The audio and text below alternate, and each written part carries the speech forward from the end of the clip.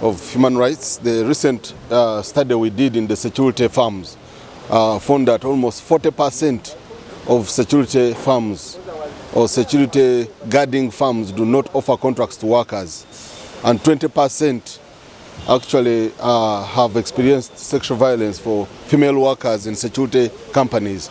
So there is a lot that is going on in violation of human rights by business enterprises. But also some companies don't disclose taxes. They don't pay taxes. They are operating in the same environment, but they don't pay taxes. Others, they don't remit social security contributions. Others don't, others unfairly terminate workers. These things are happening in this country. We are not unique, all over the world. But we are saying we are intervening, and we are coming with our partners, Enable, and through with support from European Union, to make sure that we mitigate the impact, the negative impact of violation of these rights by business enterprises, but also by individuals. We have turned out to be very, very handy, by the way. Contrary to that, we got that directive from His Excellency the President. That's why he directed that we ratify the International Convention on Sexual Harassment and Violence at World of Work. As I speak now, we have deposited the instrument of ratification to the Minister of Foreign Affairs through Minister of Foreign Affairs to UN. And we have also reviewed Employment Act to make sure it takes care of this. But also we have developed the National Equal Opportunities Policy and its action plan to make sure that there's no discrimination at World of Work.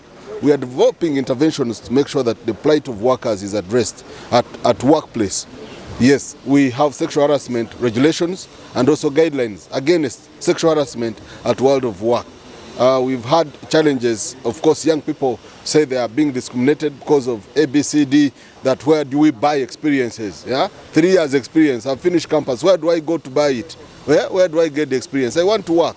So, but this, we have said we need apprenticeship and mentorship before you even formally go into the world of work to prepare you to be more competitive. Uganda is 70% informal economy, you know that, and according to the study which we did with Makerere, EPRC, Economic Policy Research Center, we have found that most of the workers in this country are informal, but that doesn't mean that they don't pay taxes. That doesn't mean they are not producing. Yes, we know that some face challenges to do with appointments, having formal contracts, but the law also and Regulation 39 says that even if someone does not have written contract, they are taken to be already in contract. So there is a presumed, if you work beyond 6 months, there is a presumption that you have already a contract. So not having it written does not make you informal or not unemployed to claim benefits. It's incumbent upon the workers to make sure that you petition to the Ministry of Gender, Labour and Social Development or our labour offices at lower government and local government level. If you know you don't have a contract, if you know that you don't have terms and conditions, or you're not being paid, please reach out to the ministry, reach out to the local governments to make sure that they intervene to make sure you have a contract. The law says that you should have a contract. Now, Enable's intervention here in Uganda is very wide. We are doing interventions in the area of skilling of the youth, and then we go beyond skilling of the youth to ensure that the youth get employment. So this subject of business and human rights is very handy to us because it supports our intervention of decent work environment. Now, in order for us to get the decent work environment, we have to tackle it at all angles. At the government side, the business side, who are supposed to respect the human rights, but also at the community level, especially the workers who are supposed to know their rights. So that's how we come in. And we are implementing this intervention within the areas where Enable bigger portfolio is being implemented. That is in Albertine, in Busoga, and in Kampala, and in the greater Kampala. First of all, it is where we are implementing our programs on decent work. So we are dealing with a lot of private sectors in these areas, and therefore we wanted this project to be complementary to what we are doing. Secondly, these are the areas where there are high abuses of human rights, and why do I say so?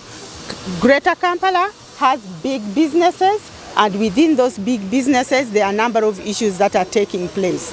When you go to Busoga, there is the issue of mining, which is part of our sector that we are looking at. And in the issue of mining, there are issues to do with land rights. When you go to Albertine region, it is known for sugarcane, it is known for oil and gas. Most of you should be aware of issues to do with the environmental issues within those areas. Child labor is so rampant within those areas. So those are the two angles why we are intervening in those regions. The way we work as Enable, work together with the government institutions. I already mentioned we work with Uganda Human Rights Commission, we work with Equal Opportunity Commission, and they are mandated to document those cases. So already right now, Equal Opportunity Commission has already identified cases that they would like to document, and we are going to support them to document. Also, as we are implementing this project, we are finding a number of cases that are interesting to document and learn from, together with the Uganda Human Rights Commission. So those are institutions that are mandated nationally to document and share. But also at the angle of the civil society organization, they are doing monitoring, they are doing documentation, and they are doing reporting. In this reporting, they are doing a lot of publication in the media, they are doing a lot of sensitization using those reports that they have written. First of all, the biggest thing about this project, it is new intervention in this country. So we are targeting at sensitizing, direct sensitization of 1 million people. We are also targeting to work with 100 businesses to make them to become responsible businesses. So in this project, we would like to see reduction on human rights abuses by 20%. And why 20%? Because as I already indicated, that business and human rights is a new topic in this country. Yes, these consignments and the motorcycles, typewriter, the computers and the photocopiers are a big asset to the local governments which have received them, because it will help them to reach out to the communities to serve them. Some communities are very far, factories are very far away from service centers. The community development officer, the labor officer, they find it a hard challenge. It's a big challenge for them to go and reach out where workplaces, tea plantations, cocoa plantations are very far. They are not in the urban center, so they need to go and inspect. So these motorcycles are supposed to leverage on that.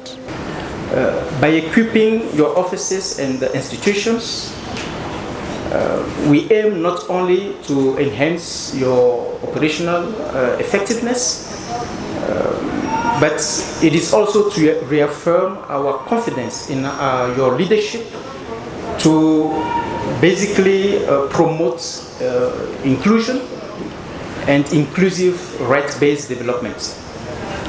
Your ongoing engagement is essential in ensuring that human rights are respected, that are protected, and also fulfilled in every aspect of governance and business. We kindly encourage you to make best use of this equipment and to ensure its proper care and maintenance. These tools are an investment in your work and also in your communities, and their longevity depends on how well they are managed. So let us all be good stewards of the resources entrusted to us.